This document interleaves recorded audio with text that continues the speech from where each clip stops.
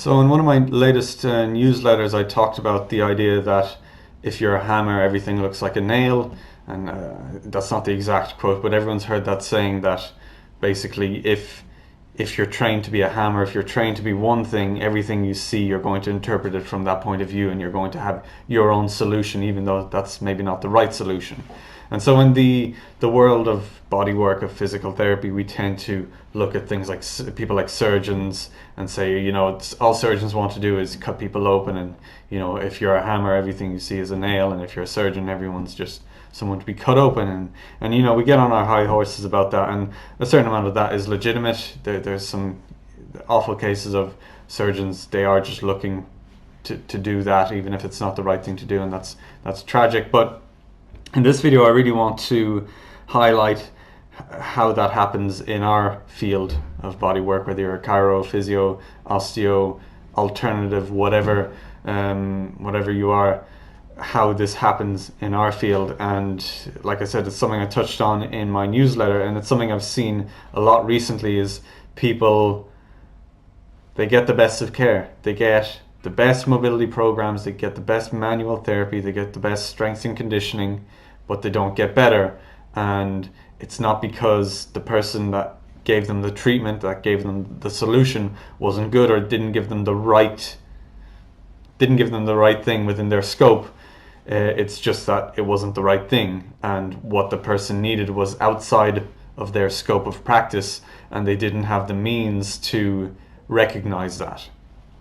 So what I'm trying to do a lot is really highlight that some people are in no shape to be getting a lot of the treatments that we tend to offer.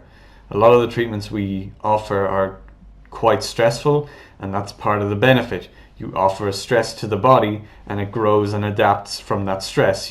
There's a reason why what would be the most evidence-based way of dealing with pain is weight training, basically, is strengthening people, because maybe they've got muscle weaknesses, all sorts of things, and if you make them stronger, then you have fewer problems because they're stronger. And that's the most, as far as I know, is the most evidence-based way of dealing with people in pain, is to just make them stronger, is to load up the area that's weak and make it stronger. But again, that's all great, and that's going to work for a lot of people, but we need to also address the people for who that's not going to work for. And what I see a lot, and what I've learned through investigating my own health, is understanding stress and metabolism in the greater scope of things from the point of view of nutrition and all that isn't addressed in college as a physio, osteo, whatever. It's not addressed there, and it doesn't even, as far as I know, it's not even addressed in medical circles really, unless you really dig deep into physiology and that sort of stuff. And it's the idea that ultimately it all boils down to stress, and your body has a finite amount of resources, and it has certain things that it needs to prioritize, heart, brain and lungs being the first and foremost, and then it's going to work its way out. And what I say a lot of the time is that your body knows what it needs to do, it has your best interest at heart, and it will self-heal and self-regulate. But if that's not happening, that's because there's some sort of deficit somewhere, and we can't really outsmart that fact. That's just a physiological fact, and obviously I'm open to that changing, but as far as I know, that has always been the way, and it will always be the way. And if that changes, then I'll let you know if it changes, but that's the way things are.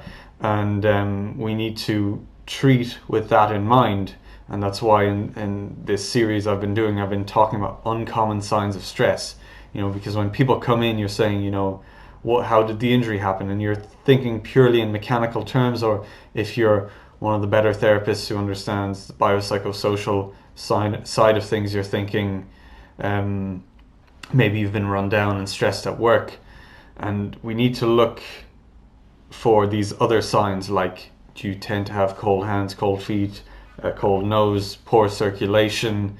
Do you have mood issues, stress issues like anxiety issues, mental health issues? Do you have digestive issues, autoimmune issues, all that sort of stuff. We need to start seeing that bigger picture and recognize that that might be it will be a clear sign of the underlying physiology. And if all of these problems are happening, then particularly even autoimmune issues, which seem to be increasingly common, your body, if it's having an autoimmune issue, it's not going to say, "Oh, I'm not going to deal with that. I'm going to sort out my back pain," which isn't life threatening or isn't threatening my immune system.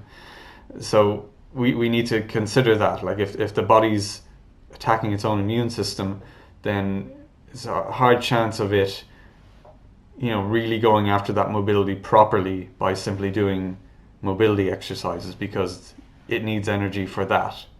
And hopefully I'm making that clear enough, and hopefully I've talked about this enough that this is becoming apparent. So again, from the point of view of what I see is that we're unable to recognize the limitations of our training, and that gets into a discussion of scope of practice. And people are always like, you need to know your scope of practice, and obviously you do, but also there's a fine line between that and a cop-out. I feel like, yes, know your scope of practice, but then inform yourself well enough that, because really when people come in, they don't have a mobility problem, they have a life problem of sorts that's manifesting maybe as poor mobility, and we need to be able to pick out those life factors.